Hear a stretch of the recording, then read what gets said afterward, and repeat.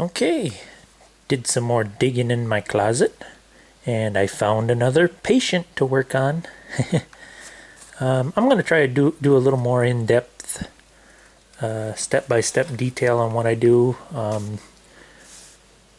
Whatever surprises I find along the way, you'll find them along with me and we'll work it out as we go. This one's missing a few parts. It's missing a CD-ROM drive. She's definitely going to need some cleaning.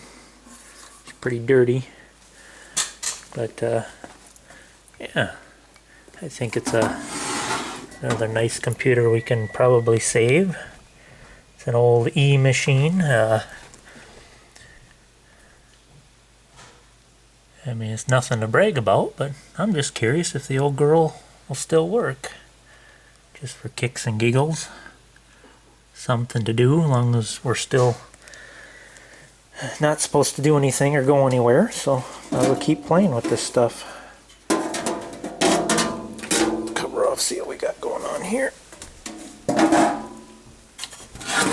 see, I'll set her down here. Okay, I know the power supply worked because that's the only thing I did since before I started the videos. I put the power supply back in it. I was using this little mini power supply as just to check other computers and stuff because it's small and easy to grab, so I did screw that back in quick. We're missing RAM. We're missing a heat sink for the CPU. And we're missing a hard drive. Other than that, I don't think there's really anything else missing. Does this have built-in video? Oh yeah, it does have built-in video, so we don't have to worry about a video card. It also has built-in sound. Has one, really? Just one USB port? Does it have front USB? Oh yeah. Oh, okay, there's the other USB. So it does have two USB ports and a gaming. That's kind of cool. I wish they did that with other computers. They put the game port on the front. That's kind of different and new. Interesting. Okay, it does have a floppy drive. Definitely want to change that battery. What's it got for CPU? It's hard to see. Get some better light here.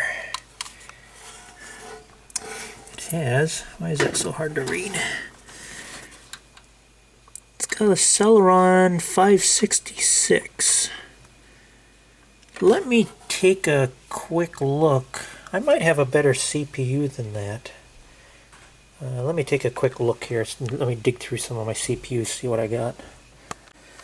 Okay, I did some digging and looking through my miscellaneous piles of junk and boxes of stuff. I came across a couple of CPUs. I'm getting a little short on socket 370. I don't have a whole lot left for... I got lots of socket 7s and lots of Pentium 4s, but the socket 370, you don't have a whole lot left. I found one that's a little teeny bit faster. This is a Celeron 600. The one that's in is a 566, so that's a little bit better. And I did find, I didn't know I had this, I found another, it's not a Titilian, but it is a 1400 megahertz Celeron. That's a pretty fast CPU. Whether that motherboard can handle that, I got my doubts. I mean, it's definitely worth trying, but I'm thinking this is probably going to be the CPU we use here. I found a couple of different heat sinks, so I ain't sure which one of these I'm going to use yet, but a couple heat sinks. And then looking through my DVD-ROM or CD-ROM drives, I came across this and I thought, you know, it'd be kind of cool just to see if this worked. This is, instead of a tray loading, it's a slot loading. It's a Sony. I thought, well, maybe I'll try that out just to see if it works. I think it'll look nice in there. Just to see how it matches up. Yeah, I kind of like how that looks. Might have to try that out. Thinking that might be the answer. So anyway, you gotta CPU, CD-ROM. Oh, I gotta look for some RAM here. Let me get my box of RAM out. I don't know if I got enough memory here. I think I'm gonna come up a little short on the RAM. I don't have enough. I don't have enough RAM sticks. Sorry, I'm not gonna be able to finish this project. So goodbye. No, actually, the hardest decision is, geez, what do I pick? I know this is not the best way to store RAM, but that's how it goes sometimes. I still have that nice, I don't want to say new, but definitely better taken care of RAM left over from a friend of mine. He sent me a bunch of RAM sticks. I might go with, oh no, that's DDR1. That's not SD-RAM. It's only got one notch. Well, that one's got two notches. It's that one with the two notches. Yeah, you gotta look. SD-RAM's got two notches, and then when you go to DDR1, it's only got one notch. I didn't even know that. I thought that was all SD-RAM. Huh. I wonder what that stick is there on the bottom. Go open that up, check it out. Ooh, that's a single stick of 512 there. And I do have two RAM slots I can play with. Let's see, this has got Windows ME, so there's no point in going past 512. I could put a single stick of 512 in there, or I could find, if I can find another 256 stick, I could put two 256 sticks in. Well, I think I'll go with the single 256 stick for now, just to see if she'll boot first. So I think we'll start off there, go from there. See how that goes. I think I'm better off sticking with these because I know these sticks haven't been banged around, and these should all be good working sticks of RAM. Unlike this, oh, there's another 128 stick. I should find a better way of storing these RAM sticks. This is not good, banging these around in the boxes like this. Oh well. Alrighty. Okay, the next, I think the most important step that I always take before I even plug it in or do anything, we are going to head to the garage because, because we have stuff like that. You don't want that on your motherboard. Dirt, dust. So I think we're going to head to the garage and just hit it with the air compressor. Okay, got the air compressor all pumped up. The first thing you want to do is definitely, if you got a regulator, turn down the pressure. Because you don't want to blow on this stuff too hard. I turn it down to about 30 or 40 just so you don't get too much air blowing on it. You want to keep the pressure down a bit. Oh, not that much, come on. You know, you want a little bit of pressure there, but not too, you don't want to get too carried away. And, okay. Get the old blow gun here and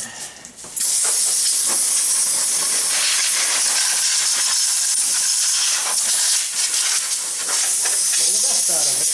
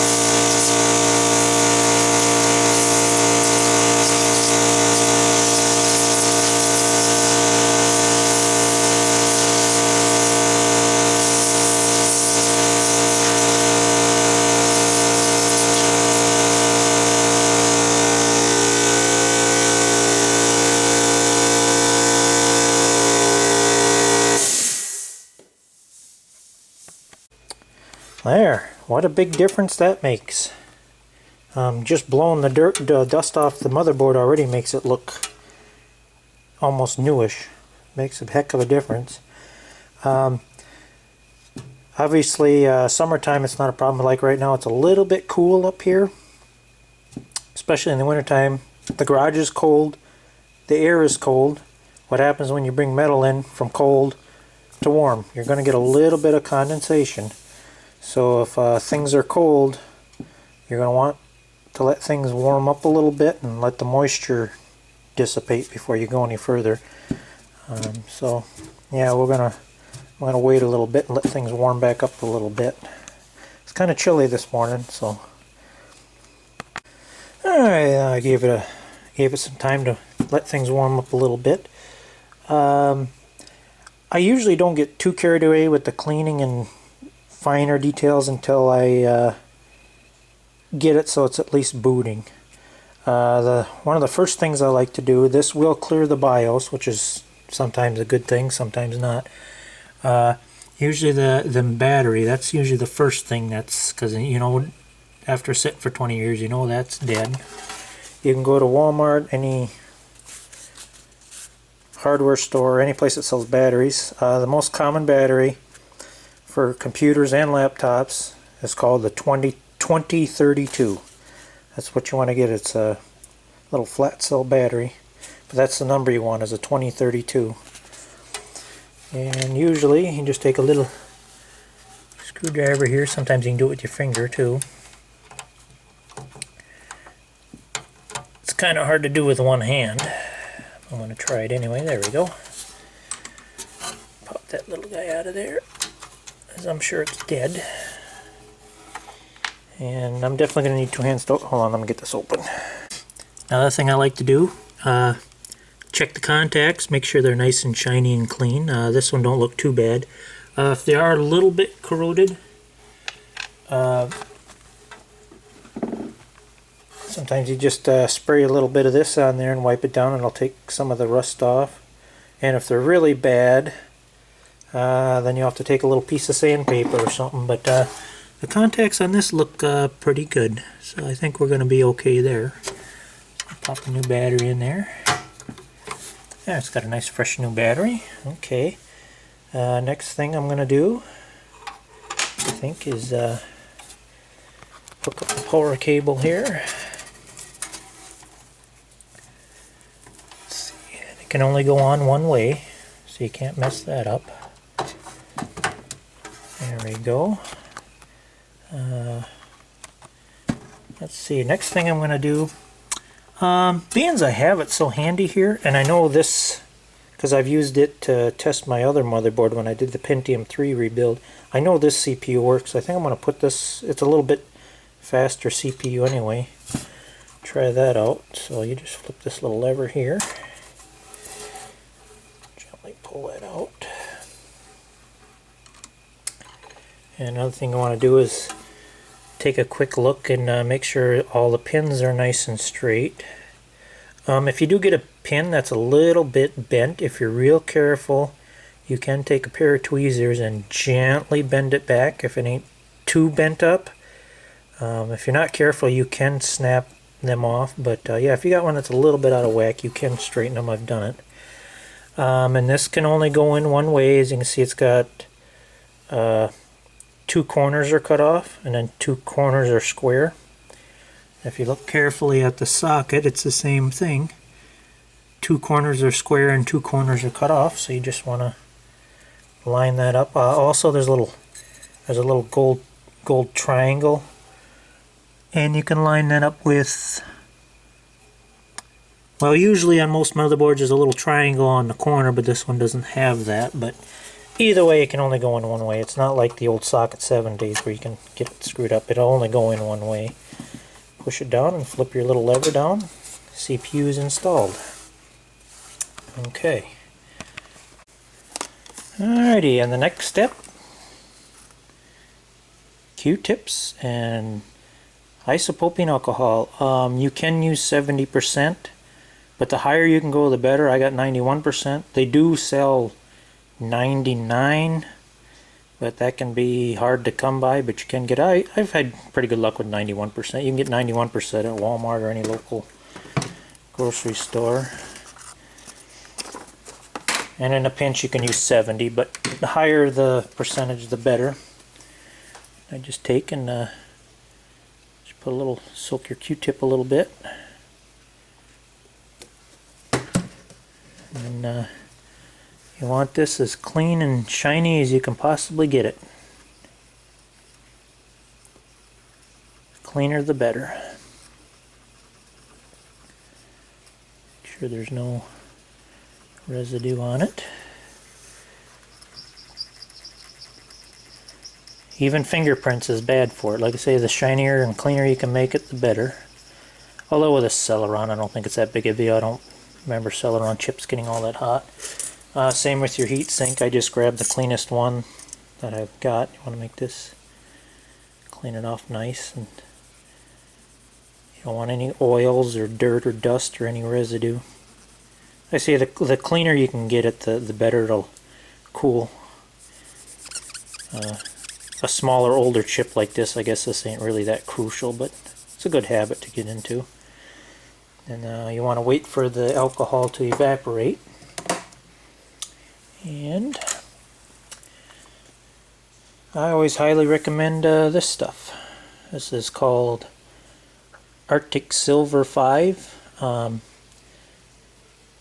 It's just thermal paste is what they call it. You can get any, there's different brands, you know.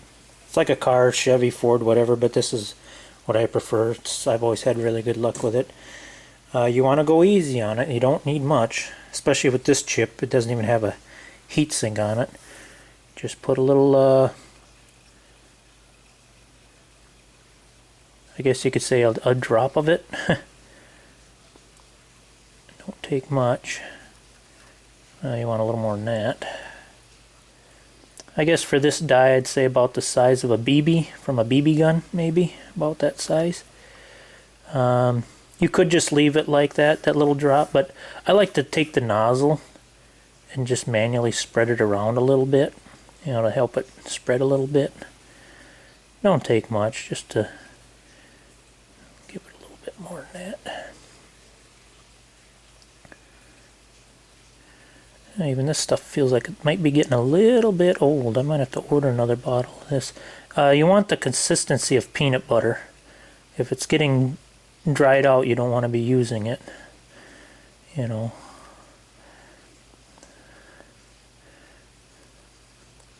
That looks pretty decent. I'm going to go with that. One thing I do not like about the old Socket 7 and Socket 370 days is clipping these heat sinks on. They are, some ain't too bad. Like this one's got a little lever that you can grab onto, but then you got others. Where'd that other one go?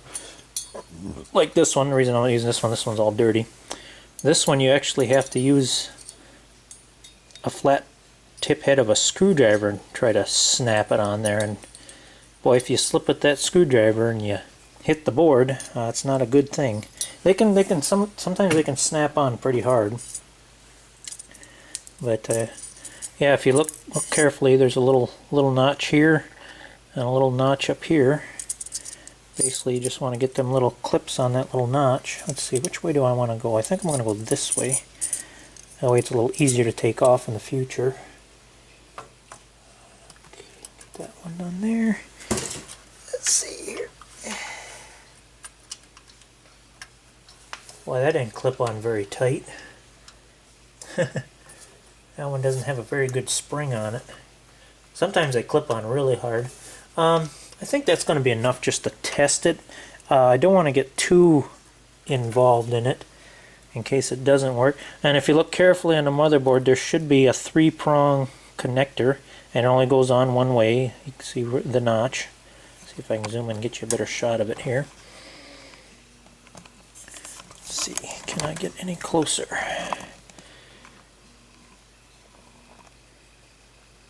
Not really. It doesn't want to zoom very good, does it? Let's see if I get down here a little bit. And it'll say right on there, on the motherboard, it says CPU fan. And I gotta do is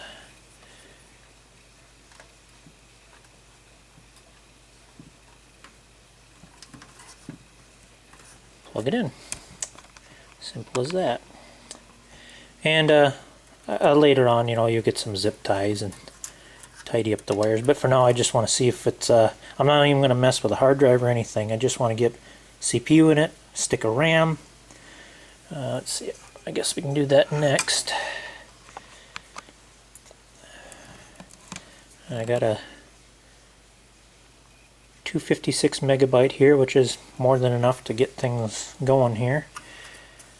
Open the on the RAM. Got these little tabs. You click open, and then you look. There on this type of RAM, there's 2 notches, and you want to line that up with the 2 notches on the socket.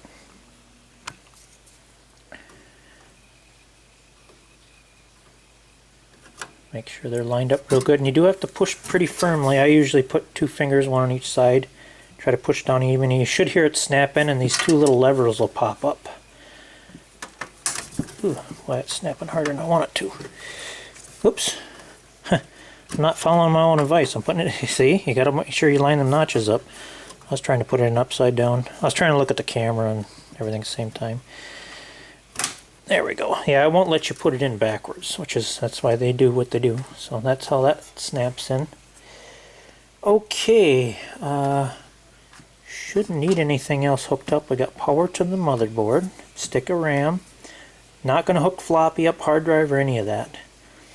Next thing we want to do, we'll hook just the 3 basics. Monitor, mouse, and keyboard is all you want hooked up. Well, and of course power. Again, can't stress this enough. First time you're booting a computer and you don't know what's wrong, you don't want anything hooked up. No thumb drives, nothing. Just monitor, mouse, keyboard, and power. That's it. Do not hook anything else up. Also, another thing I'm going to remove, this has a dial-up modem in one of the PCI slots. You also want to remove any cards, all cards, get them out of there, with the exception if your motherboard does not have onboard video. Of course, you have to put a video card in to have a video signal, but other than a video card, all cards out. Get them out.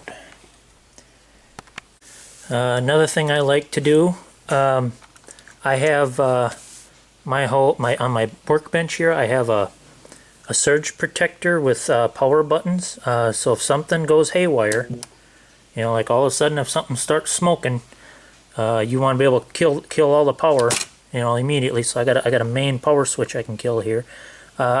Any surge bar, some kind of surge protection, you definitely want to have something you can quickly disconnect. I guess if you don't, if something goes totally haywire, you can grab the cord and pull it out quick. But anyway, you want some way. You know, you never know. Like I say, this computer's been sitting, God knows where it's been. You know, a capacitor could blow. Anything can happen. You want a quick and fast way to kill the power if something goes haywire. Alrighty, this is the point where we see if this is worth fixing or not. If this will not post, it's probably not worth messing with. You know, if the motherboard won't boot up or post, or give you some kind of error message, we'll see, and we're just going to hit it and see what happens. Oops, I got to turn the main power on here. Oh, there we go. We got fans spinning, that's a good sign. And we got a video signal, that's a good sign. So far things are looking really promising. So it's posting anyway. Usually it's either delete on the keyboard or F1, F2, F10. Usually it says on the screen what button you can hit. Now this one, it's the delete key. Usually it tells you hit delete to go into setup. But I hit the delete key, and we'll see if we can get into the BIOS. Ah, there we go. And because we removed the battery, the time and the date That's all messed up. I usually like to tell, let's see, CPU type Celeron 600, yep, that's CPU we got in it. RAM seems to be working okay, 256 megabyte, that's what we have installed. So far everything's looking good. I try not to mess with anything if I don't know what it's for. But well, I guess we can set the date and the time and all that. Let's see, 10. And it's usually military time. Like right now it's 10:52 a.m. Oops. You have to use the tab key to take the time to set the time. Gosh darn it. And today is April 4/9. I keep hitting the right arrow key and you can't do that. You gotta hit the tab key. Every BIOS is a little different, but and then you use the plus and minus key to 4/9 tab, and we go 22 years later, 2020. Let's see. Yep, we do have a. Is that right? Yeah, I think it's 1.8. That. Let's see. Nope, it's 3.5 inch disc. Yep, that's what we want. 144 3.5 inch disc. We got one of those in there. We don't have a hard drive or none of that right now. Let's see. Legacy USB support. Yeah, I definitely want that turned on. Large disk access mode. And usually they'll give you a little description of what. If you're not sure what something is, you're better off leaving it alone.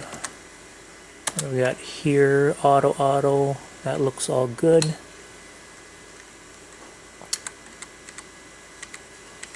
I'm going to leave the rest of that alone. Definitely don't want a password on it. That all looks good. Let's see. I want to get to boot order. How do I get to that? Yeah, because I want to tell it to boot. Well, I guess we can't do any of that because I don't have a hard drive or nothing in it. But I mean, oh, there we go. Boot order. There we go. Quick boot enable. That's good. Summary screen. There we go. First boot, you want CD-ROM. Second boot, you want the hard drive. Whoops. Oops, no, we want that first. Then the hard drive. That all looks good. Okay, I'm going to save and exit. Shut it off. And I'm going to get a CD-ROM and a hard drive in it. See how it handles that.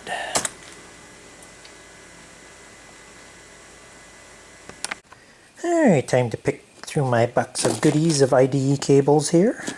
I got quite a bit to choose from.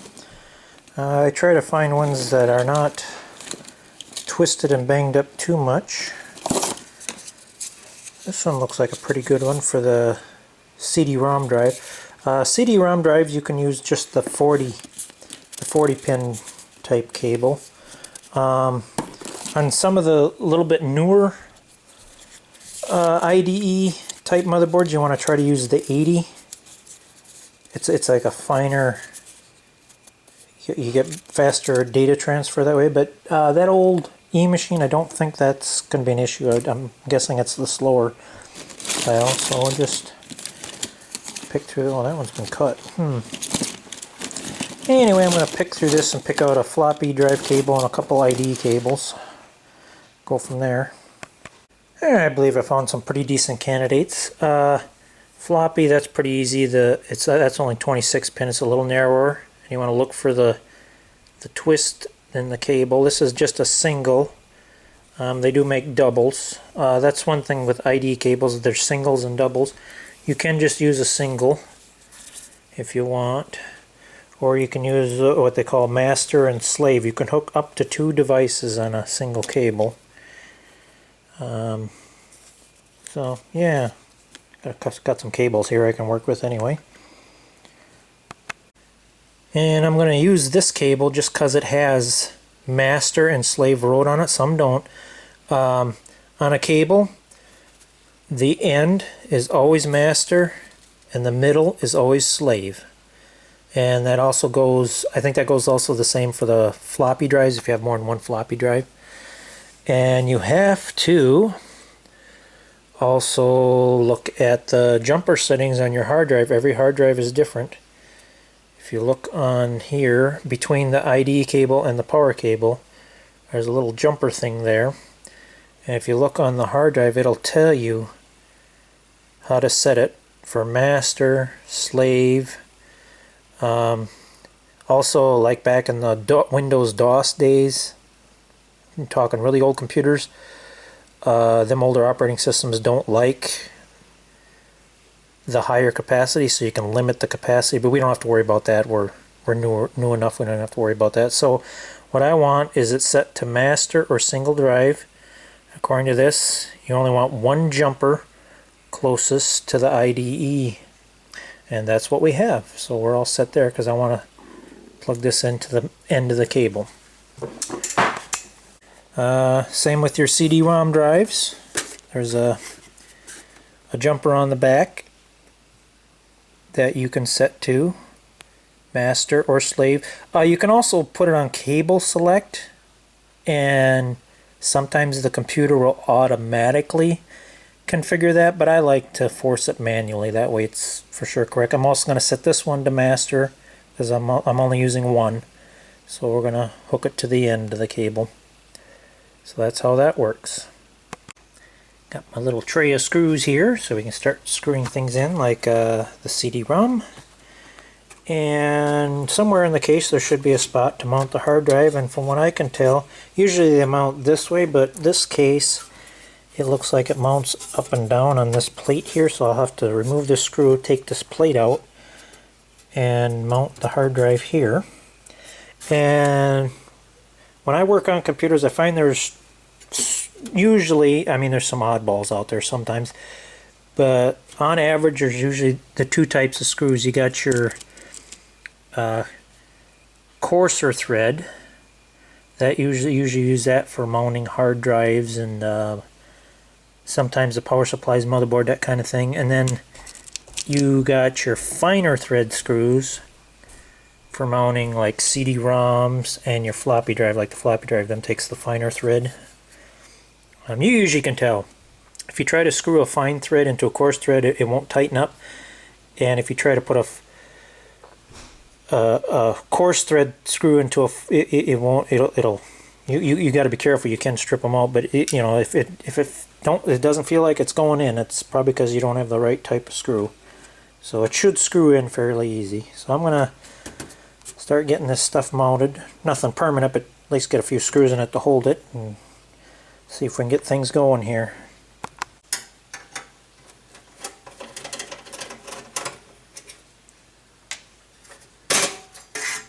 There's that.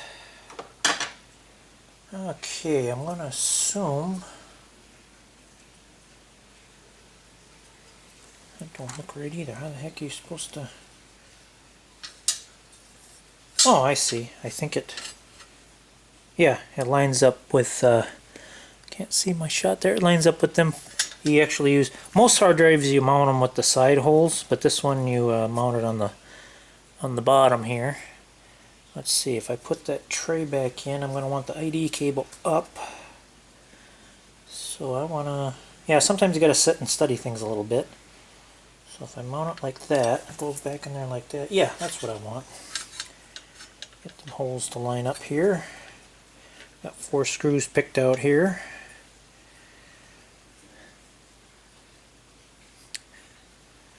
It's amazing how hard it is to do stuff, and then I'm trying to look at the camera thing to see if I'm in the viewfinder here. So yeah, recording and doing this stuff at the same time is kind of difficult for me. So sorry if I get in the way of the shot or can't see what's going on. I'm trying to multitask here.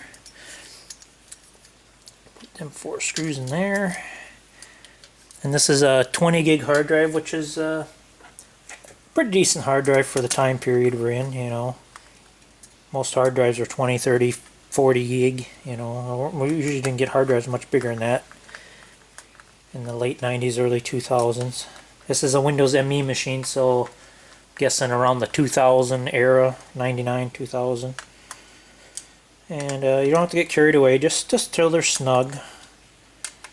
There, that's mounted in there. Looks pretty decent. I guess we can slide that back in there. There's a couple of slots it slides into. There, that mounted beautifully. Put the screw back in here. You can feel if a screw is cross-threading, you know, if you just, I guess you just feel for it. That tightened up good. Now I gotta pick out 4 fine thread screws for the CD-ROM. Let's see here. I try to get them so they match. Don't have to, but it's just my OCD. And see, you want to try to, when you're doing it, let's see here. It's hard to see what I'm doing here. Silly camera. Come on, work with me.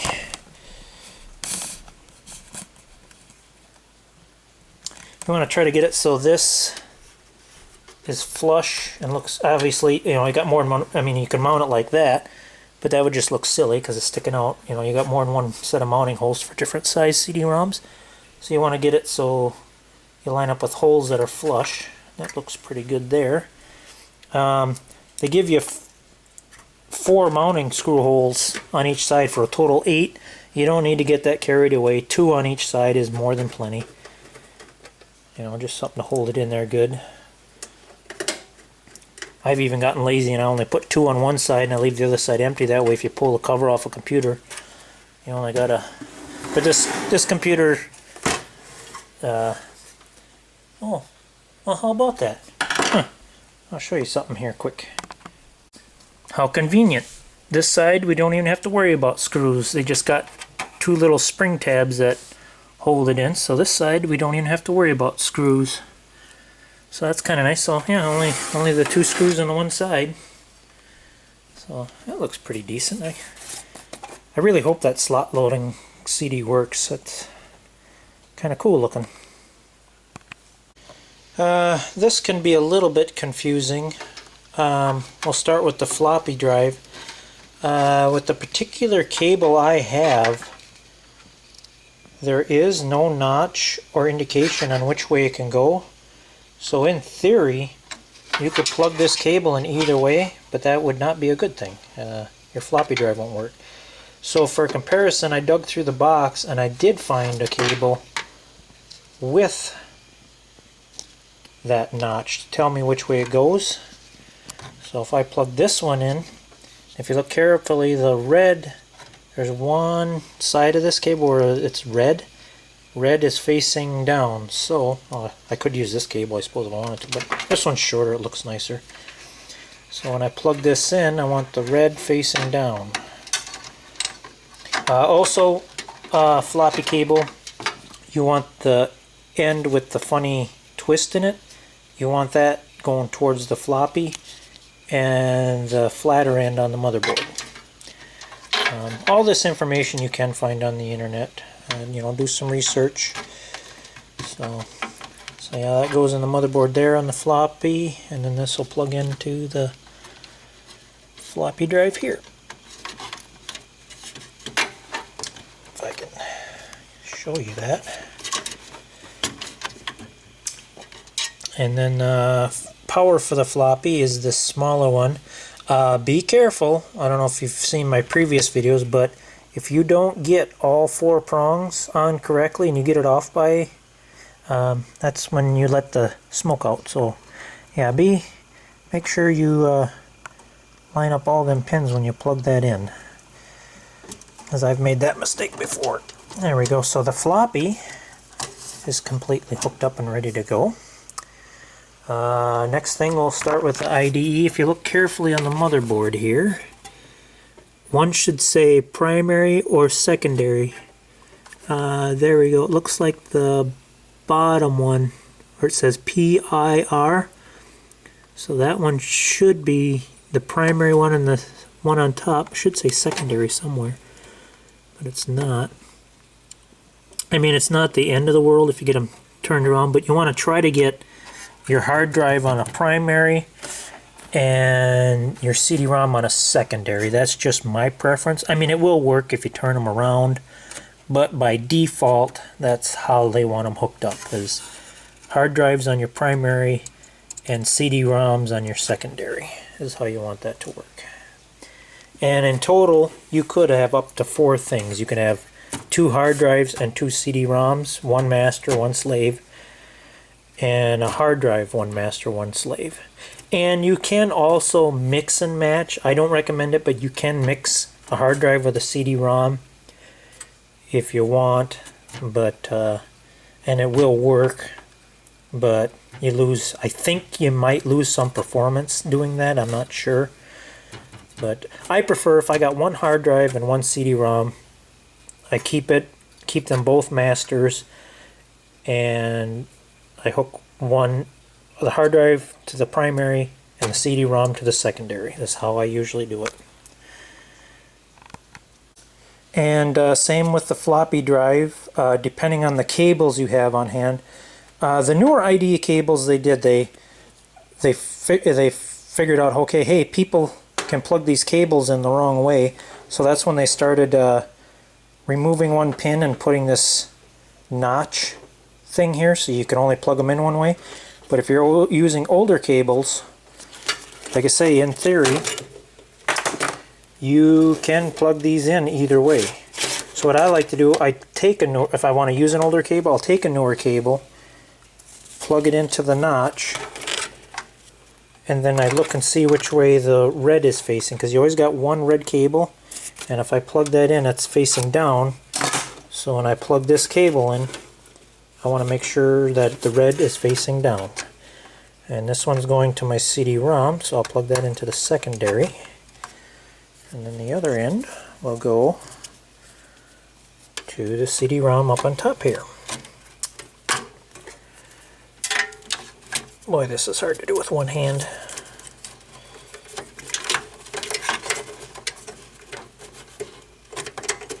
And same goes here. Usually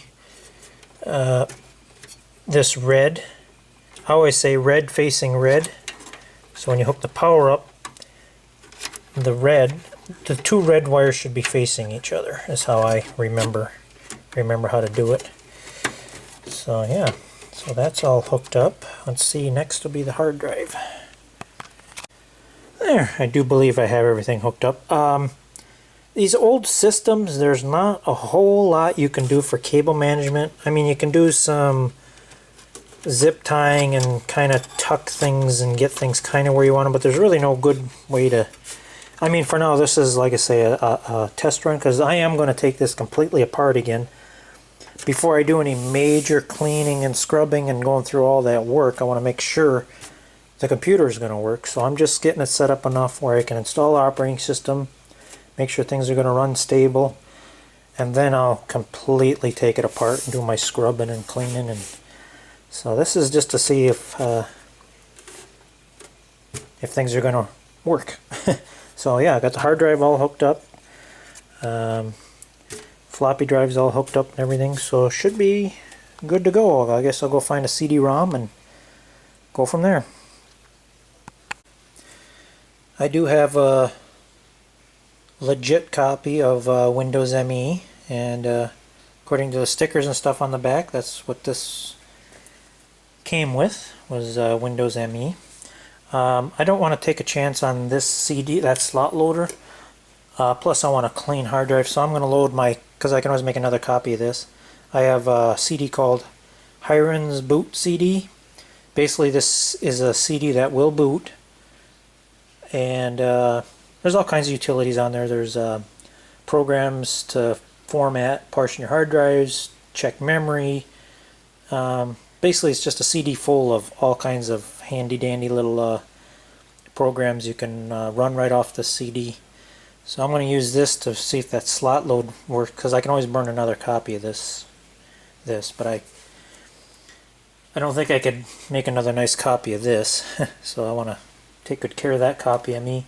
That's another kind of a gray area. If you don't have a copy of ME or 98, in my opinion, it's abandonware. It should be totally free and legal to download, but Microsoft kind of says no yet. But you can go to, like, Internet Archive is a good website to go to, and download an ISO image of it. Or do I say it? The Pirate Bay is another place you could go to download it. You want to be a little careful on that website, but you can find places on the internet to download it. You want to be a little bit careful. I mean, obviously you could download a virus along with it, but so yeah, anyway, I'm gonna boot this up, see if that slot loader works, and go from there. Alrighty.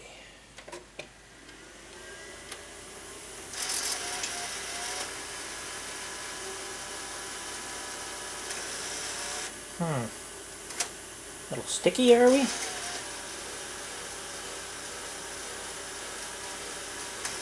Acts like it wants to work. Come on.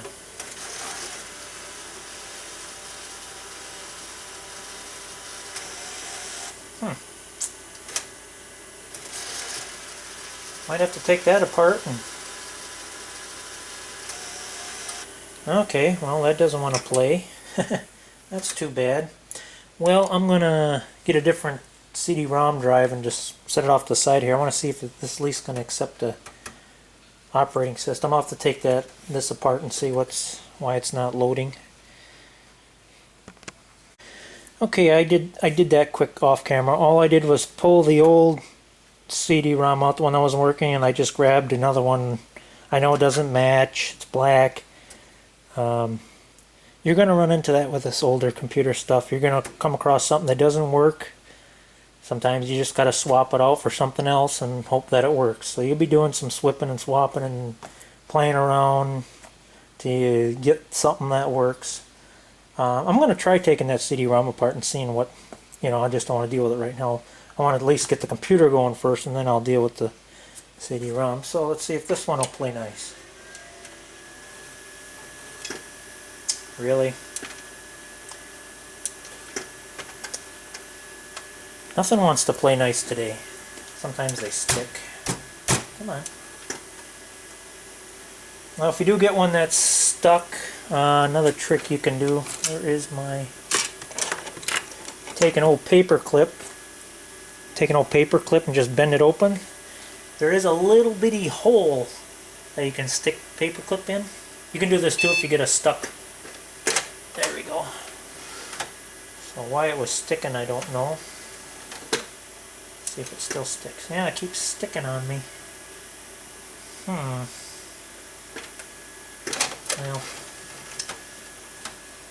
let's see if it at least reads the CD. Yeah, some of these old drives, they get... Listen, you. Might have to grab another one. Alrighty, now I got the darn thing. Gotta restart it here. Let's try this again. Alright, in theory, it should read that CD.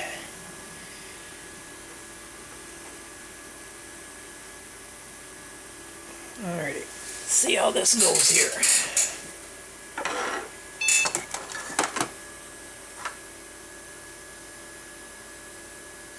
There we go, Heinz boot CD. Yeah, like I say, there's a lot of... I don't even know what half these programs are for, to be honest with you. But this Seagate Disk Wizard, a Cronus True Image, that is a really handy program. I use it for cloning hard drives, partitioning drives. It's a pretty simple, fairly easy program. It's always a good idea to wipe your drive clean before installing it, so you don't have leftover stuff from... what do we got going on here? What is this? I don't know what that was about. Usually it boots right into it. It's complaining about the video mode. I don't know what that means.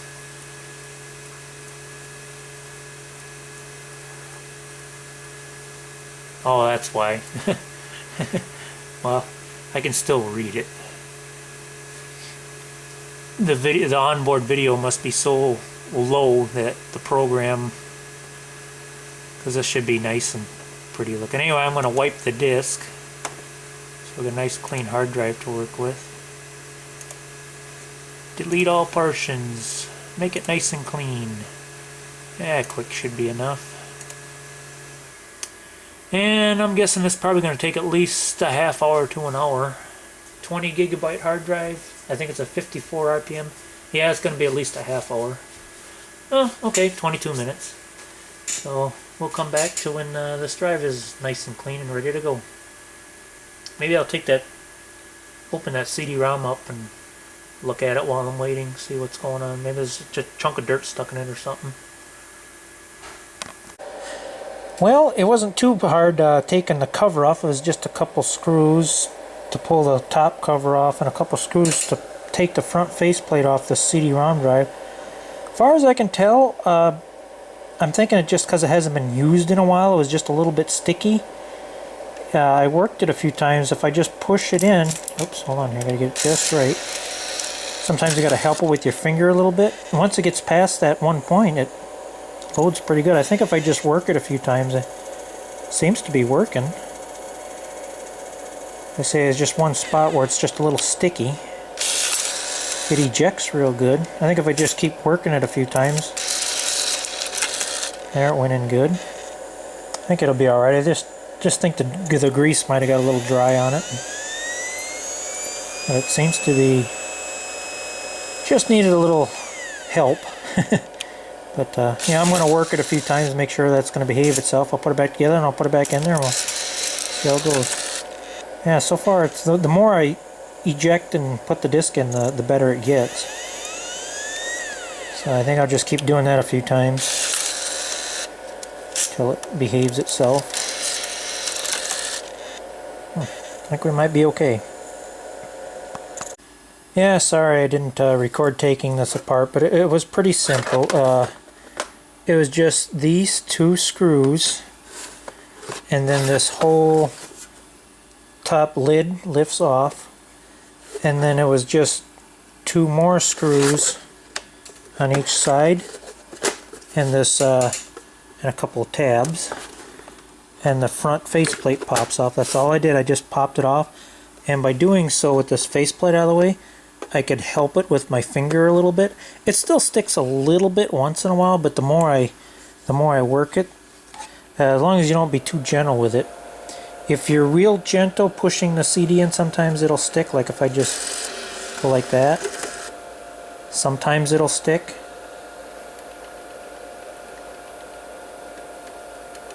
See, there, it's working.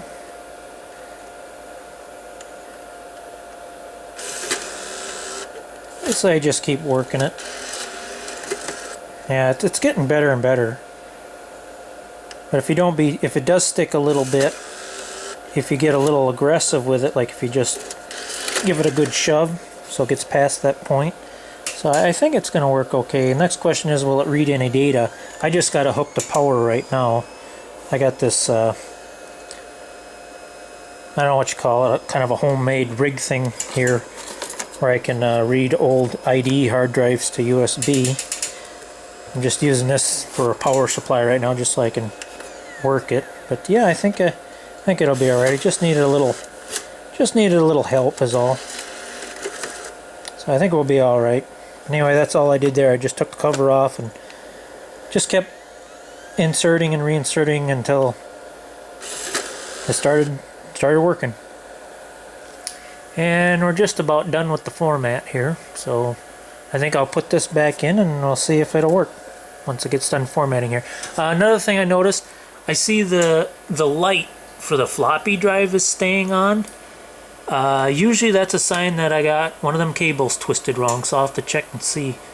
I must have the one floppy cable not connected correctly, because that light should just come on briefly and then shut off. It should not stay on.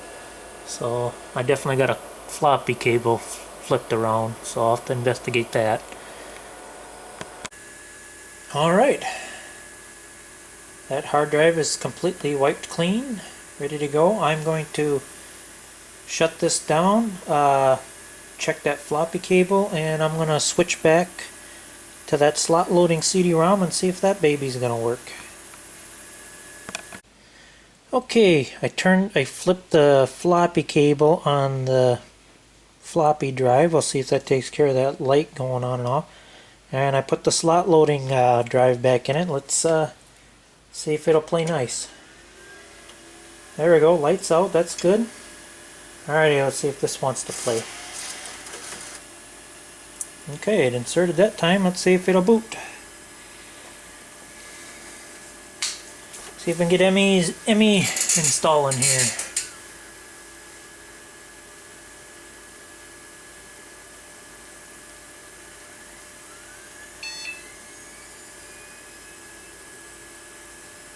Aha!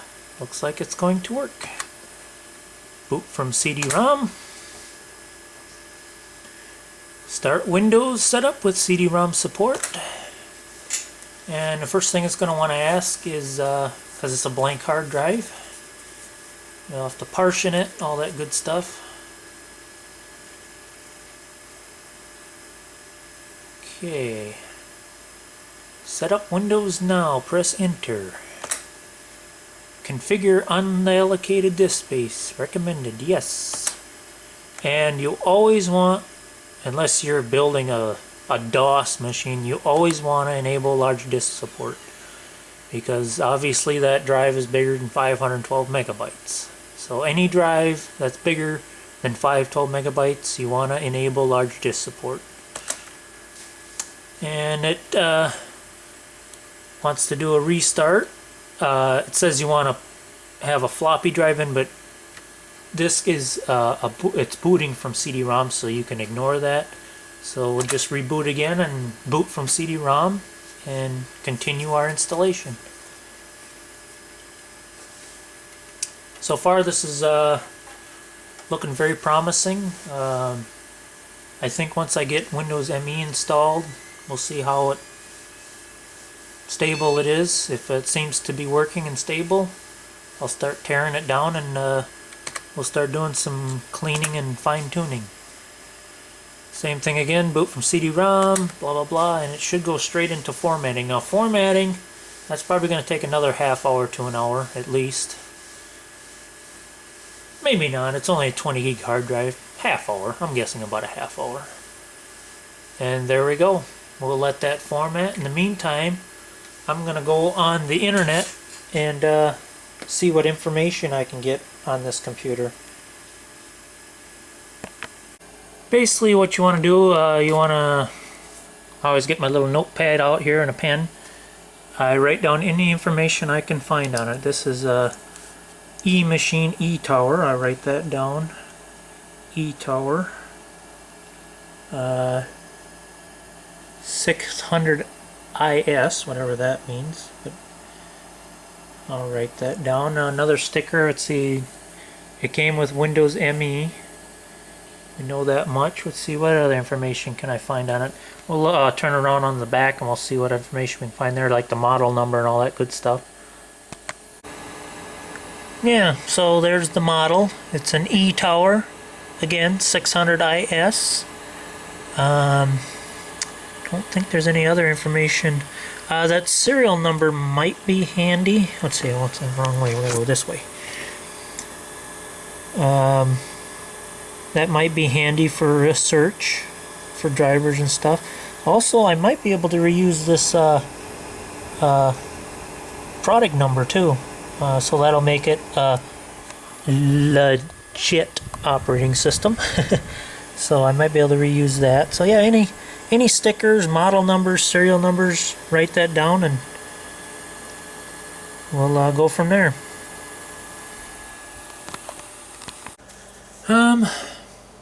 Basically get on Google and just do a search, see what we come up with. Let's try E-Tower. We'll put 600 ES and just see what comes up, or IS. Oh, here we go. E-Machine E-Tower. Let's try that search and just see what we come up with.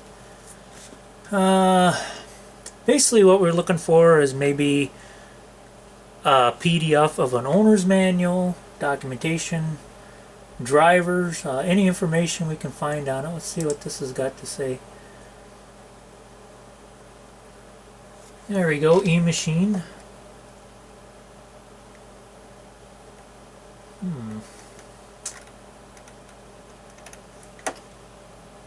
So basically we're just looking for information about it.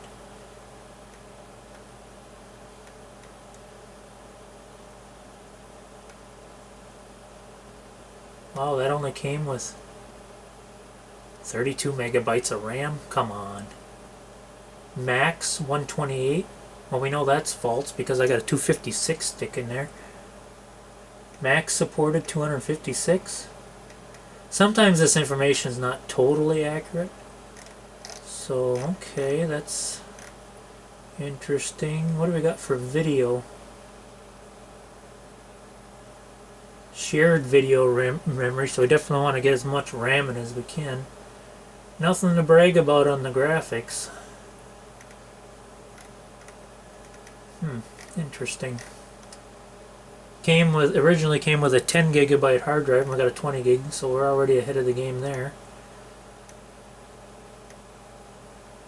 Yeah, 4 megabytes video RAM, so she's not gonna be very good for gaming unless we put our own video card in it, which I might do. I do have some PCI video cards I could put in it that would really help it along there. I might just do that.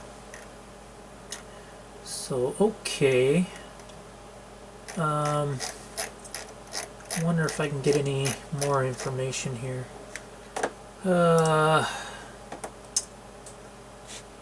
Let's type drivers behind it and just see what we come up with.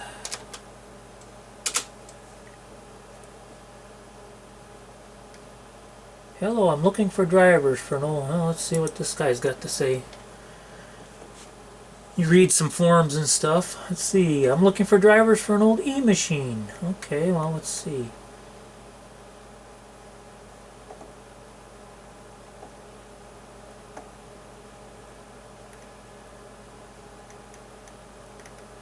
Yeah, this can be the longest and tedious part. Just finding information about this. I'm going to pause the camera until I find something worthwhile. Basically what I'm looking through, you want to look through forums, read, go to different websites until you actually find a link to somewhere where you can get drivers and some kind of support. Some computers and motherboards are harder to find than others, like ASUS and MSI, HP, Dell. Them are usually real easy to find support for. Now this e-machine, I don't know. It might take a while. I don't even think they have a website anymore. You know, all this stuff is all out of date. Here I got a couple links I can try. It might get me somewhere. So I'll see what I can find. I'm just going to keep looking and see what I come up with. Okay, it took a little while. Reading and flipping through many forums and stuff. I did come across the link. Took me to motherboards.org. I found out that that e-machine is using a Tri-Gem Micro ATX motherboard, and I did find a PDF file, and I scrolled through it and I did some looking and comparing, and I do believe I have the correct PDF manual for this motherboard. You know, if you look at the layout where the capacitors are, it certainly looks like this is the motherboard information I'm looking for. So at least I got some documentation on the motherboard. From what I'm reading, it looks like I pretty much got the CPU maxed out as far as she'll go. She'll only go up to 600 megahertz. Although I still might try that other processor, just see what it does. According to this, 256 RAM is the max, but for some reason it's taking more RAM than what the documentation is saying it can take. But at least I got jumper settings and I got some information. I guess the next step is to find if there's any driver support out there. Who knows, maybe Windows ME will have all the drivers I need. We'll find that out when I get through the rest of the installation here. Well, believe it or not, eMachine still does have a website, but I tried typing in the serial number and the product number, and product not found. So they no longer have support for this old of a machine. The search continues. Okay, format is complete. Let's continue with this setup. I'm going to let ME install and we'll just see what drivers are missing and we'll go from there. Other than a PDF file I found for the motherboard, I haven't really found anything much else on the internet yet. Other than people saying, oh, it's a piece of junk, it ain't worth messing with, which is probably true. It is a lower end machine, but I don't know.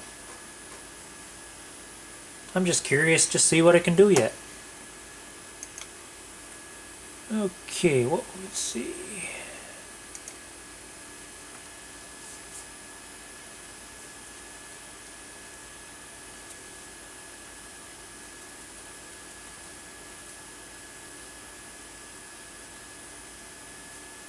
But yeah, if I can get 512 megabytes of RAM in it and put a PCI halfway decent video card in it, might not be a bad machine for some smaller games.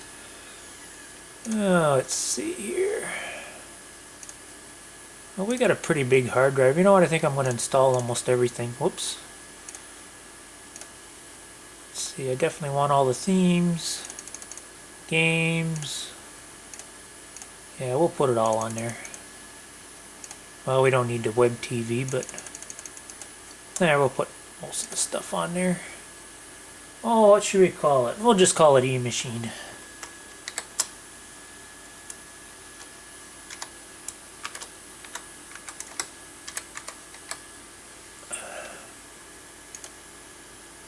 United States, Central Time Zone.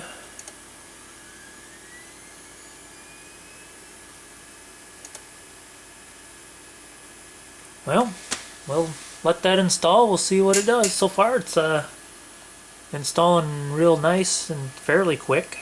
So we'll see how this goes. Well, looky what I found. Good old internetarchive.org. If you don't mind browsing and looking for a while, look what I found. Restore CD, E-Machine, eTower 600 IS. There we go. That should have all the drivers and software I need that came from the factory. So I'm definitely going to download that and burn myself a CD and see what we come up with here. Ooh, all kinds of stuff here. Well, let's see what we come up with.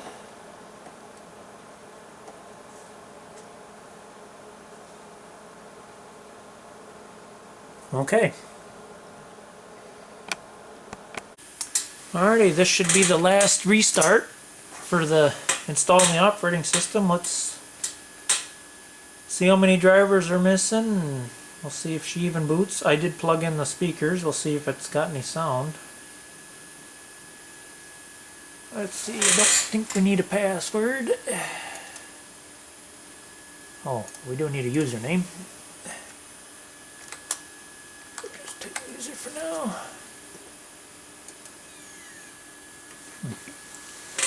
Still updating a few things.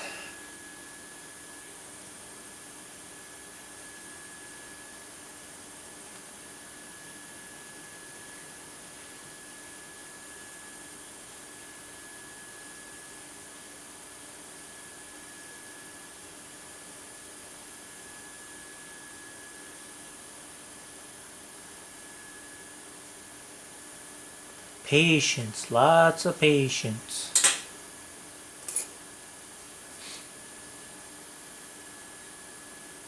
Come on. Sometime today.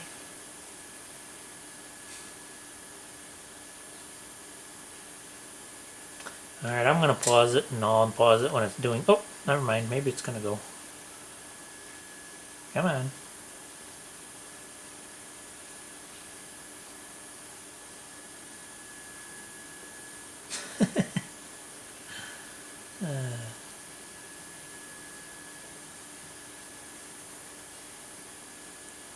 Come on, is it gonna boot?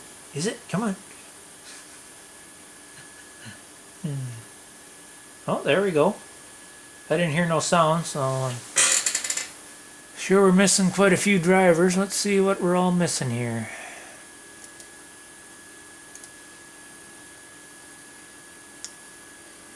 Yeah, it's definitely recognizing that 256 megabyte of RAM. Well, from what I can tell, that's all we're missing is just sound drivers. So, how are we doing on the video here? The video looks pretty clear. Oh yeah, must have halfway decent. Oh yeah, we can go up to 24-bit color. There you go. Can we go a little higher on the screen? Let's go at least to 1,000. Yeah, that's not too bad. So, yeah, just sound drivers is the main thing I'll need. So, let me get that restore CD burned and we'll see what drivers that has on it. Well, okay. I downloaded... What is this crap? I downloaded that from internet. It's 2 discs. I wonder if that ain't... This is CD 1 of 2. And we have 2 of 2. I wonder if them restore CDs doesn't also include the operating system. I'm half tempted to burn them 2 CDs, start out with disc 1 and start all over again. Then we'll have everything that it came with like it did from the factory. So I think I'm just going to burn these 2 disc images and put one in and see what it does. I'm curious. Or either maybe the second one just has the drivers. I don't know. Either way, I'm going to burn them and just see what the deal is. Give you an idea what I'm doing. Most disc images are usually ISO, .iso, but these images are .mdf, which is still a disc image. Any image burning software will do. I'm using a free version of Astro Burn Lite. I just tell it where the image is. There's EM1 and then EM2. I'm going to burn each one of them on a blank CDR. Slow your burner down. Never burn discs at full speed. It just seems like you get errors. But yeah, I'm going to burn them 2 discs and just see what happens here. Say what?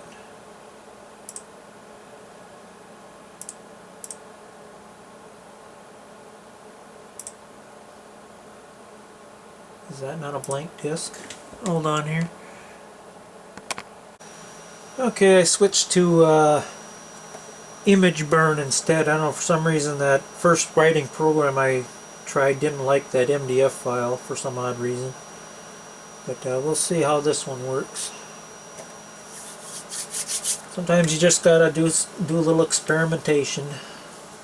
That image burn, I've used that before. That's a pretty good burner program.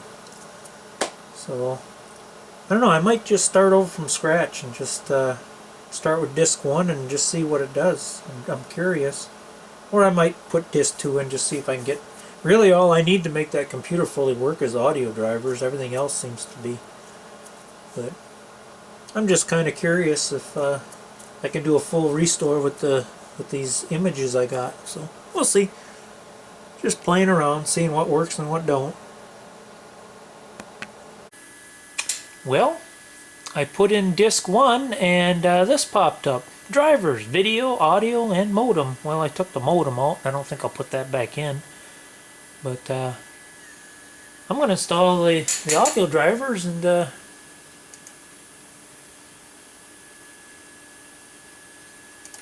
see what happens here. Okay. That was kind of weird. Yeah, we'll see what it does.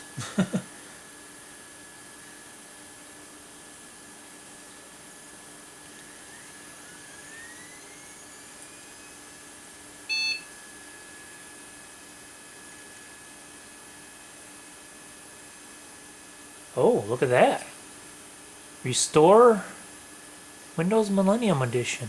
Huh. So it is a full, could do a full restore if we wanted to, but I really don't want to do that.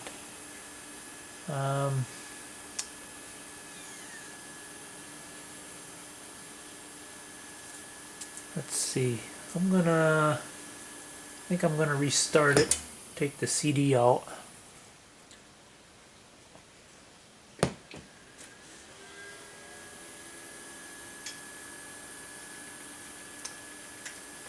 I don't really want to do it, because I mean I got Windows ME already on there.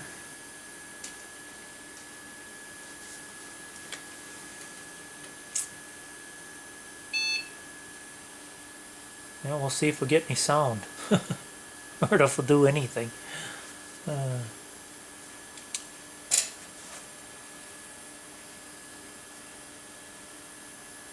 Oh, look at that. Alrighty, automatically.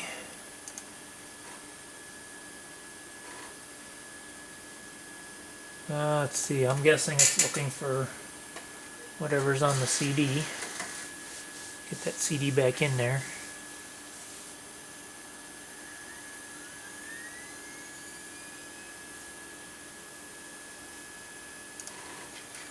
There we go. Okay.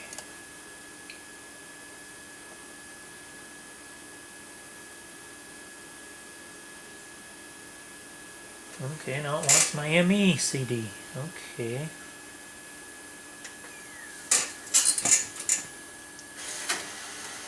Let's pull that back out, put this back in. I am kind of curious though. It's almost tempting to just start from scratch just to see what...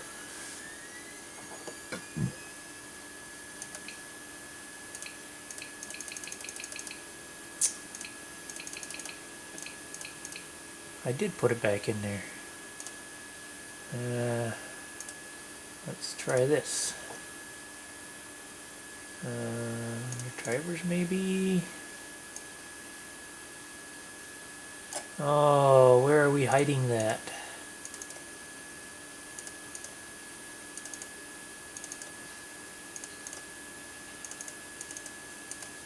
It's looking for a particular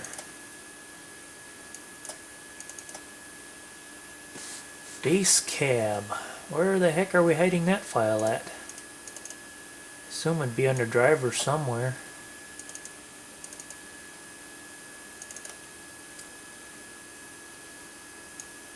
Where did it say it was actually looking for it? Windows options. Cabs. It's got to be somewhere in cabs. Where the heck are we hiding cabs at?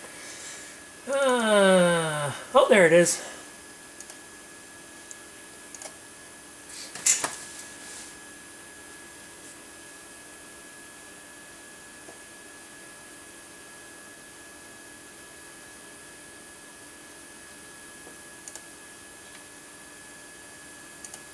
We got an error. I don't know. Goofy thing. Yeah, we'll see. Well, I cannot get them drivers to work. I keep getting errors and blah blah blah and code 28. So you know what I think I'm going to do? I'm going to reformat that hard drive and just start with disk 1 and just see what the heck happens. So basically it's the same procedure as before, only instead of my Windows ME I'm going to use the 2 restore CDs and just see what happens.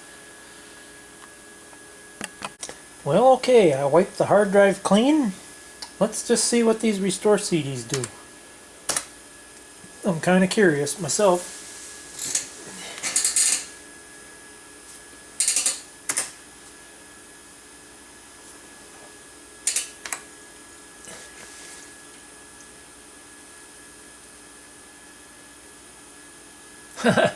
Now there's a program I have not used in years. Using Norton Ghost. Wow. Yeah, that was a really good program for cloning hard drives and making backups. I've used that for many years until Acronis came out. Huh. Cool. Well, we'll see what this does, I guess. I assume it's going to take a little while. So I'll get back to you. In the meantime, while I'm waiting for that to fully restore, I dug through the RAM and I picked out two matching pair of 256 megabyte sticks. I put them both in there. It'll give me a total of 512. I think it'll work on that. It's already got one stick of 256 in it, so we'll see what that does. And then been going through my video cards. These are all PCI video cards. These are some older ones here. To maybe up the video a little bit. And then if I really want to go all out, I got some more higher end ones here. That one's a really high end one. So is that one. So we got some options here to play around with. I ain't decided on which one to try yet. But we'll push that old girl to its limits. We'll see what it can really do. See how far we can go with a low-end mediocre machine at a time. When I shut down for the last reboot I did earlier, just for kicks and giggles, I quickly popped this in just to see if it would even boot, and my suspicion was correct. It wouldn't even boot up. So I think we're pretty much maxed out on the CPU already. So try it anyway. So yeah, we'll see how this goes here. I'm sure it's going to ask me for disk 2 here around 75%, and we'll do a full restore and we'll go from there. Disk 2.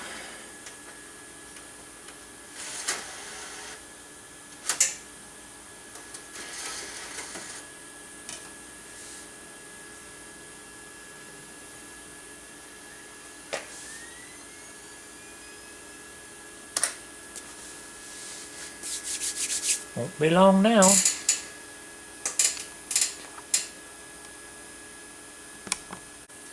Well, here we go.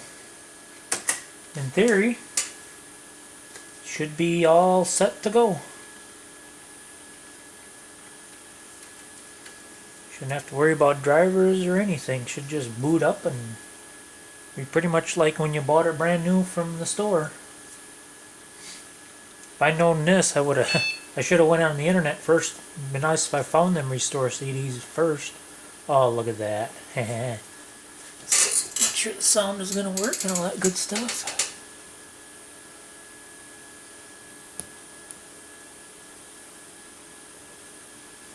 But sometimes that's the way it goes.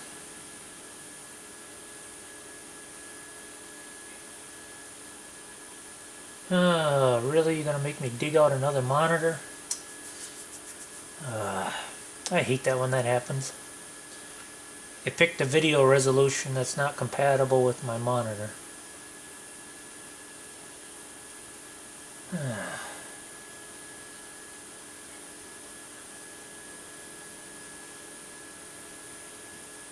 I'm hoping that it'll...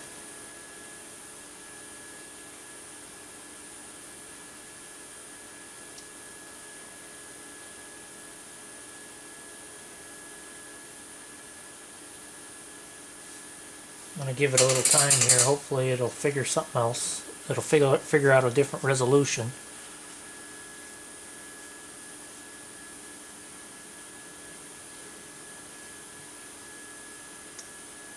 Come on.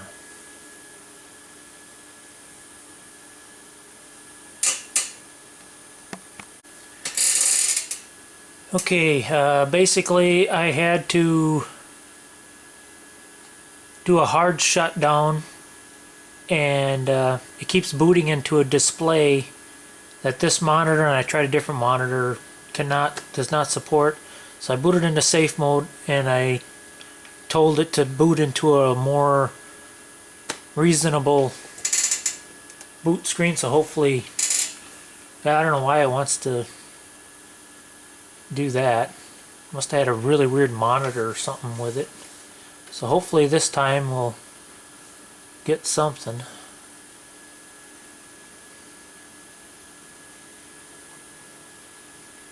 That's part of the fun, dealing with these old computers. You fix one thing and then you run into something else, and then you try this and then that don't work, and then it can be quite interesting. Come on, give me a display I can... There we go. Okay.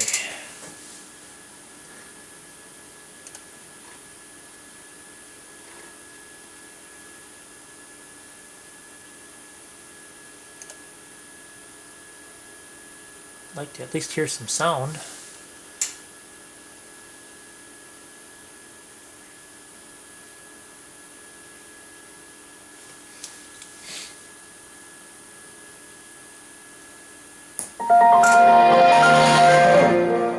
I guess the sound works. Oh, that's kind of a cool little intro.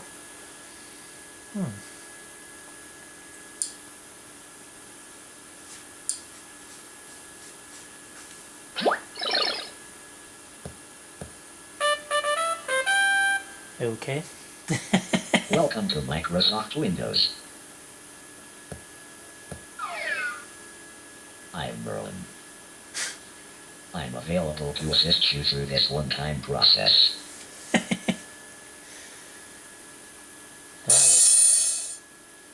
If at any time you need my help, just click the picture of me here or press the F1 key on your keyboard. Okay, whatever. I know how to use that.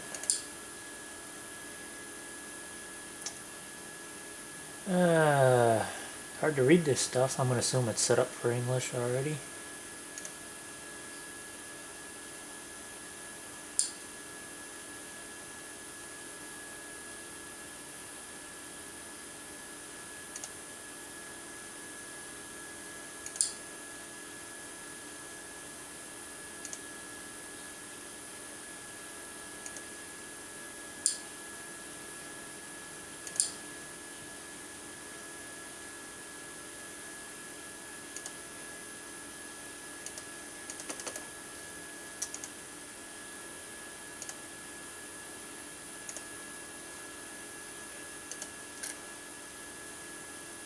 What is this crap?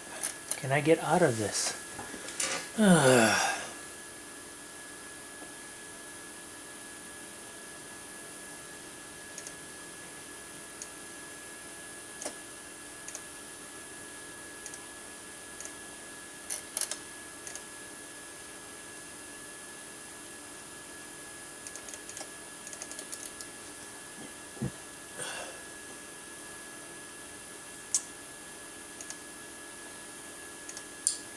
Can I skip it?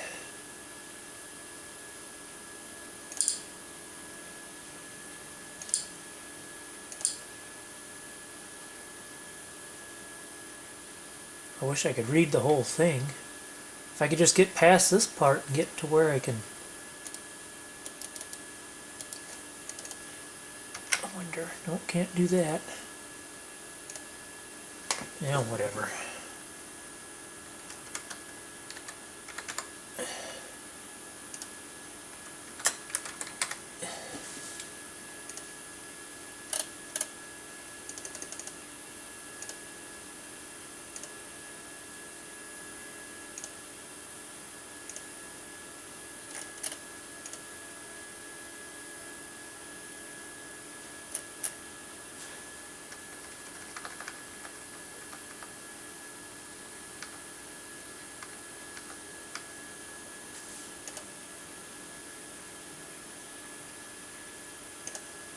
I think it wants that serial number. Huh? I'm going to play around with it, see if I can get past this goofy crap. Okay, finally got past that nightmare. I don't know if I like this. Look at all the crap they put on here. I mean, it's cool that you get to see what, you know, what it came with when you bought it new, but now look at all the crap you got to remove. But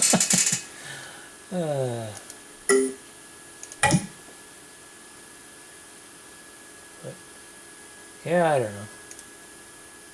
At least all the drivers are there and everything. Interesting.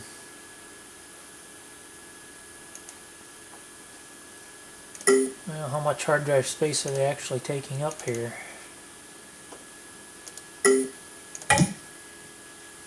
Oh, okay.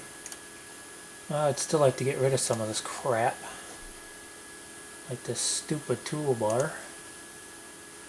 Oh, yeah.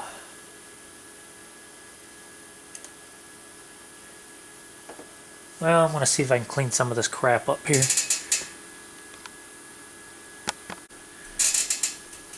Alrighty, I think the first thing I did get rid of that. Let's see. I think we're going to go, yeah, type the run command ms config ms config.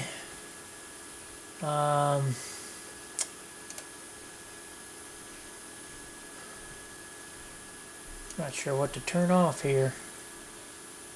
I definitely don't want that. You know what, I'm going to turn all this crap off. Restart it, see if that eliminates most of it.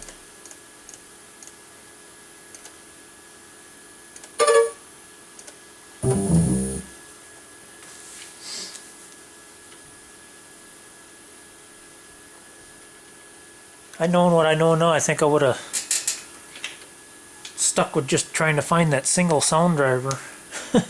There's a bunch of crap on there I don't want. I will see. See if I can clean some of it up.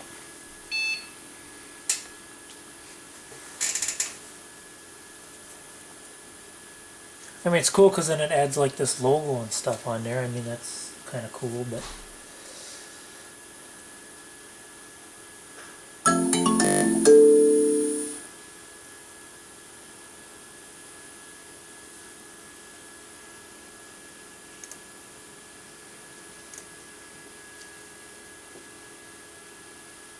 Okay.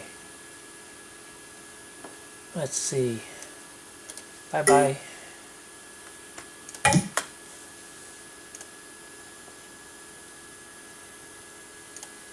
That.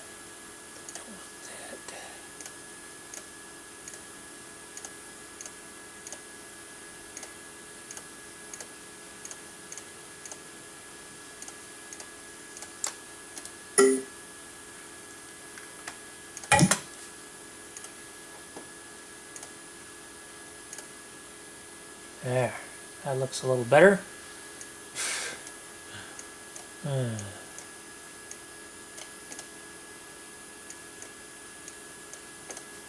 Let's see. Now that I've pretty much got everything working, you know what, we gotta change that sound. That is annoying.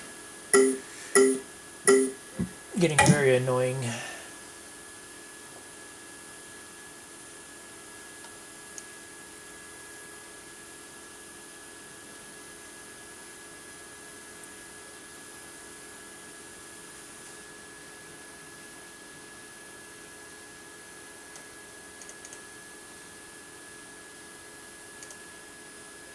Windows default, please.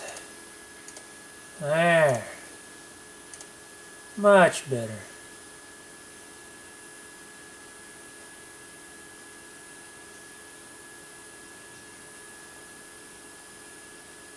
Ooh. Hey, we gotta try this out. Let's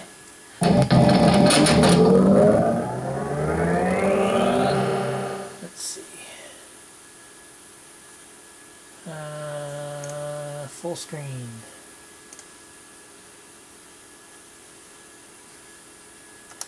See if this works.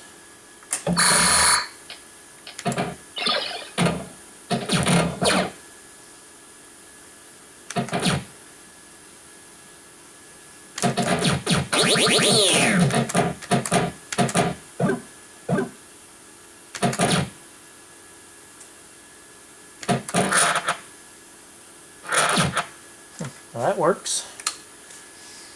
Cool, I haven't played that game for quite a while. That's cool that they put that on there.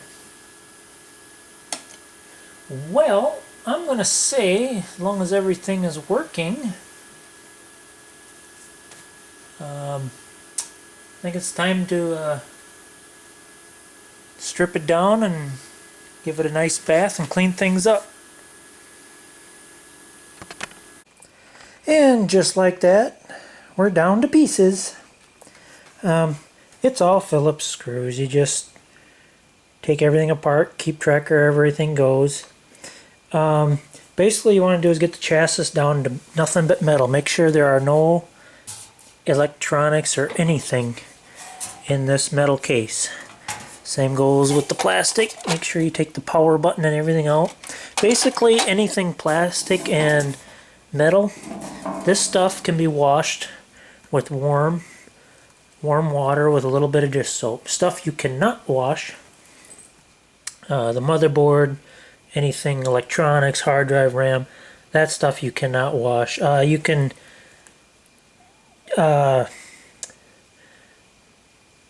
you can blow it off and brush it off with a brush, but you don't want to get this stuff wet.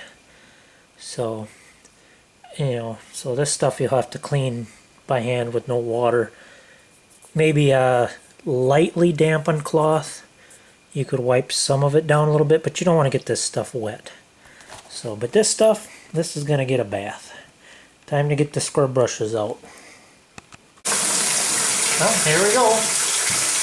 Just some nice warm bath water. A little dish soap.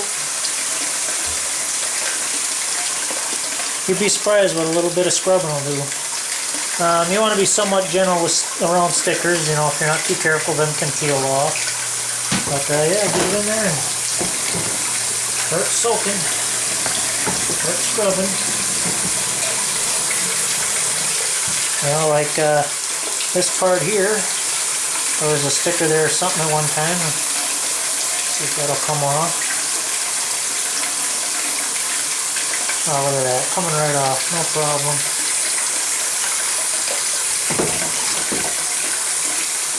Just wash it up.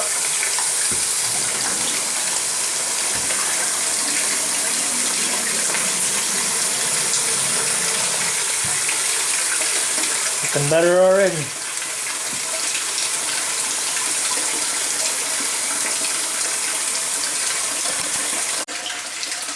FYI, have band-aids handy because them old metal cases are pretty sharp and you can cut yourself on them, so be aware of that. There. Now doesn't that look much better? Yeah, you want to take as much of it apart as you can, and don't be afraid to get in there with the toothbrush and give it a good scrub, get all the little nooks and crannies, and then of course before you start assembling you want to make sure everything's completely dry. So yeah, the more time you take, the better you can make it look. Take your time, scrub it, clean it. You can make things look pretty sharp if you want to. Sorry about all the noise, but spring has sprung, and with all the snow melting, the water's been running like crazy, making the sump pump run. So sorry about the noise in here, but it's just the way it is. Okay. Everything's dried off and put everything pretty much back together. I would say it came out really nice. Things shined up pretty good. Can't complain. Got everything all cleaned up, shined up. I put them 2 other sticks of Dell RAM in there, 256 for a total of 512. I'm going to see if that'll accept that. If it does, that'll be great. And then the next thing I'll try is the video cards I was looking at earlier. I'm thinking maybe try this one out and just see what it does. I ain't sure how many megabytes it is, but clean it up, try it out, and play with some games, see what this old girl's capable of. So here we go.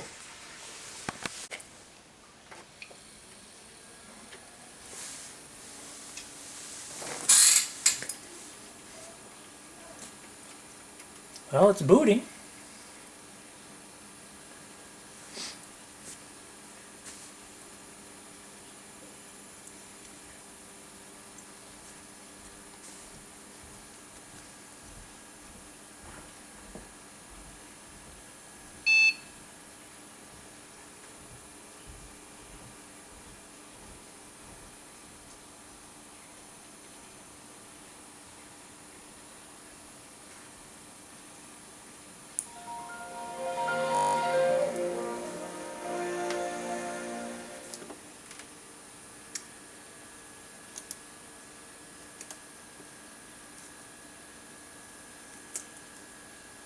Well, I'm going to say it's accepting that RAM.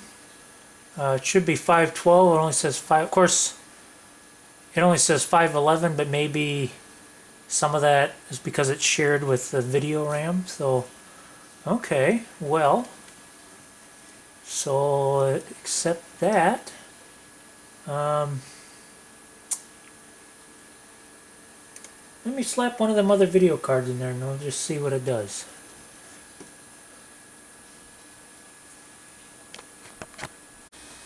Well, what do you think? Before we throw that other video card in there, should we see what the onboard video will do? Let's throw this at it, see if I can handle it, just for kicks and giggles.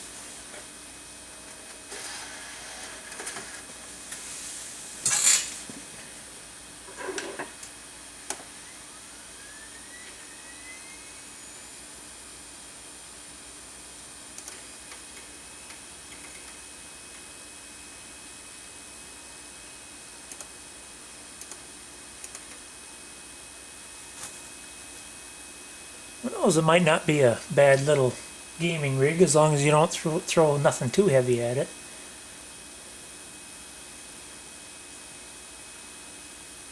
We shall see.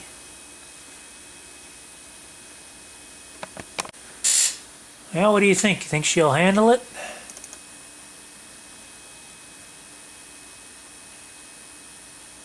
Well, we better stick with the, well, I don't know. Yeah, let's crank it up a little bit. Let's see what happens. Yeah, we'll keep it at 16. Well, it says it'll take it. Alrighty, well, let's see what she does.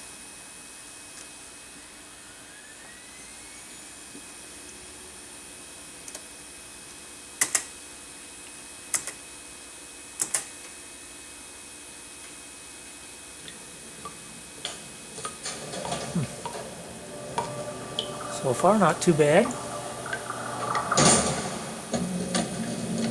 Eh, a little fuzzy. Let's see what the actual gameplay does, though. Okay, why can't I skip the intro?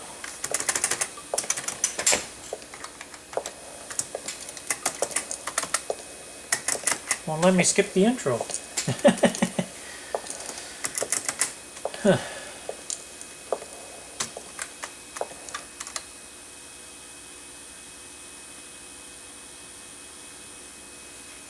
Oh, there we go. Let's see here. Let's just take a ride.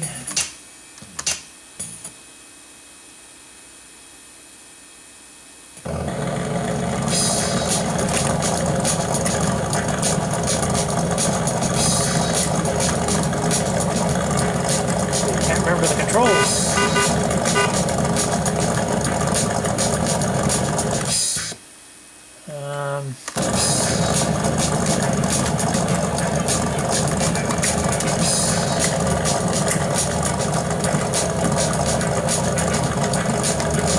Something's got to make it go.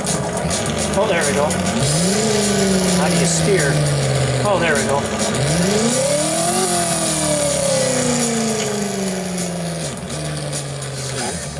Okay, that's brake, reverse.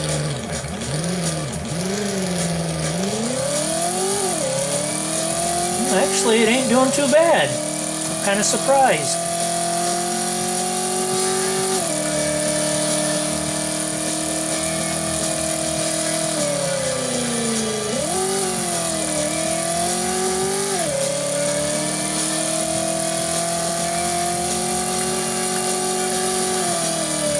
is not a game to play with a keyboard. Better off with a steering wheel. At least that's how I always played it, or at least with a gamepad.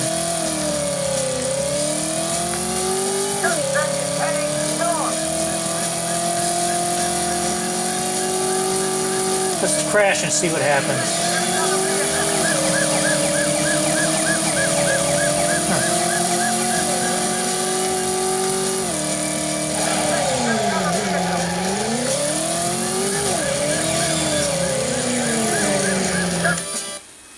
Actually pretty surprised. Not bad for onboard graphics, and so I can handle games, at least that game anyway.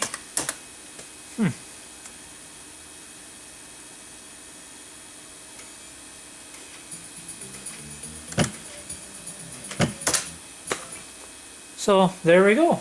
I mean, it'll definitely handle some game, you know, that's not too light of a game.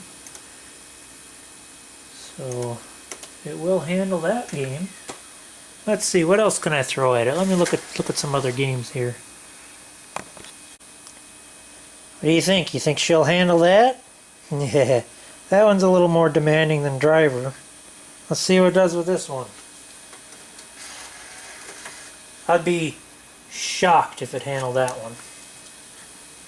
I'm guessing that's going to push its limits.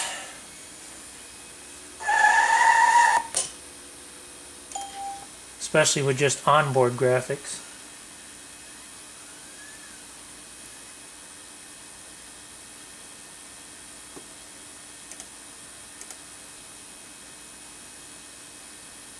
Yeah, I'll take it out.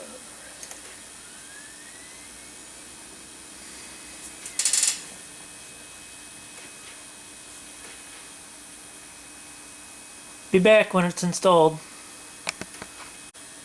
Well, it got about halfway installing, and then it crashed. Either that disc is a little bit scratched, so either the disc is too scratched, or it didn't want to install that game. So I grabbed another disc, and I just got finished installing. Let's see if it'll handle this game. Here we go.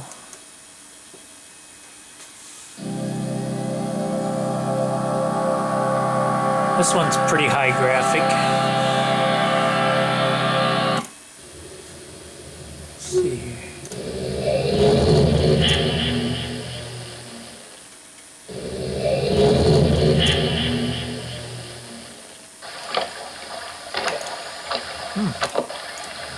Handling that game fine.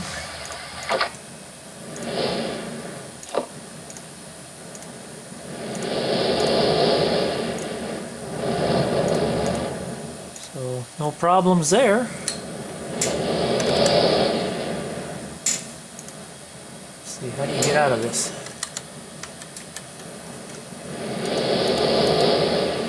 Oh, there we go.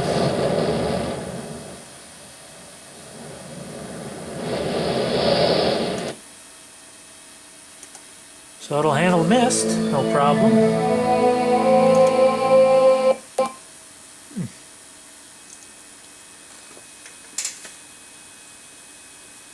Come on, spit it out.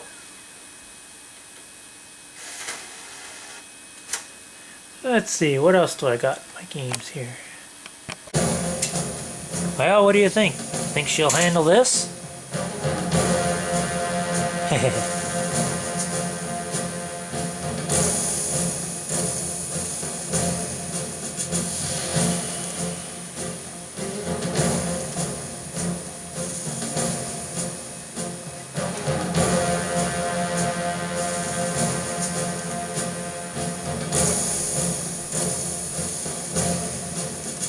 I think she'll handle it. Let's see what she does.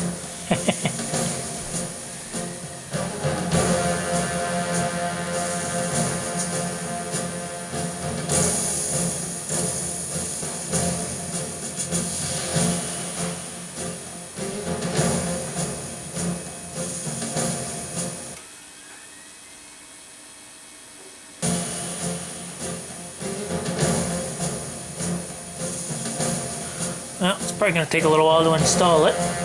I'll be back when it's finished installing. Well, here we go.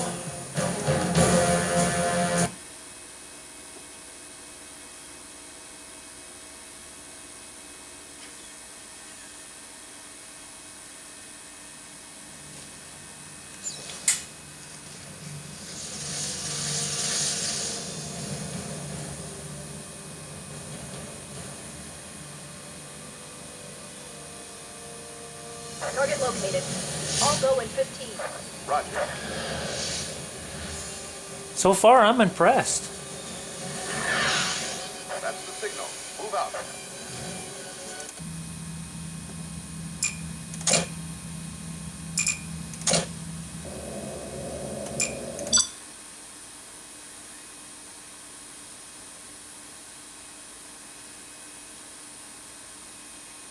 Not bad for a little medium. Welcome to Movement Systems Training. We know you're not a rookie, but a refresher course will sharpen you up for your mission. We'll start with the basics and work our way up. Not bad. First, hit the external tracking key to switch the external camera view. I haven't played this for so long. I forgot which key to press.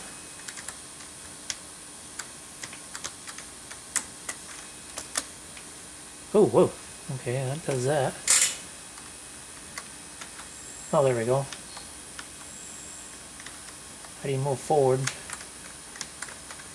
Okay, that zooms in and out.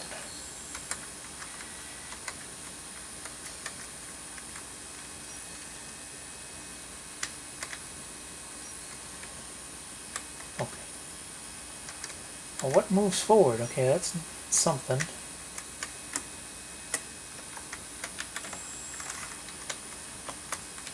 People are like, hit that key, hit that key. Okay, it turns left and right. How the heck do you move forward? That's why I took the training course. I was hoping they'd remind me which keys to push. Well, just from moving around, I mean, the frame rate looks excellent. I just can't remember how to move forward on this game. It's been so long since I've played it. It's not the arrow keys. Okay, that's night vision.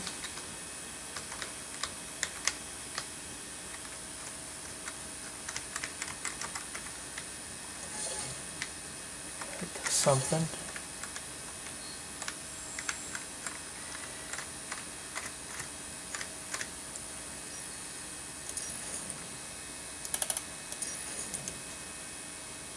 That punches. Well, I don't know which key is a forward key, but we're gonna abort this. 'Cause I just can't remember. It's been so long since I played it. But from what I can tell, it works. I'm impressed. I just couldn't remember how to play it. I haven't played that game for so long. Yeah, for a little mediocre machine, I'm impressed. Not bad. Okay, our final review here. The plastic and everything shined up really nice. It's got front USB and the old style game port for your old controllers. Got a nice slot loading CD-ROM. The case shined up really nice. No major scratches or dents or anything. Can't complain. You know. Question is, was it worth all this time? Well, it didn't cost me a dime to do anything. It was just a machine that was basically somebody threw in the garbage, and I just happened to pick it up, and it's been sitting in my pile of junk, and so it cost absolutely no money. So is it worth fixing one of these up? I think so. I mean, it definitely can play games if you have reasonable expectations. I mean, you can't throw nothing too heavy at it, but I mean, I threw some mediocre games at it, like Driver, Mist, and it'll definitely play SimCity 2000. It'll definitely play the old DOS games like Duke Nukem and all them games, so yeah, I mean, what the heck? So you come across something like this and you don't mind taking the time to clean it up, do a little research online, yeah, I'd say they're definitely worth fixing up if you don't mind a little troubleshooting, and you're not out nothing if it don't work. Oh well. I mean, you know, if this wouldn't have worked, the only thing I would have been out is I wouldn't be able to make another YouTube video, that's all. So yeah, E-machine, not too shabby. So another one fixed up. Hope you enjoyed. Bye.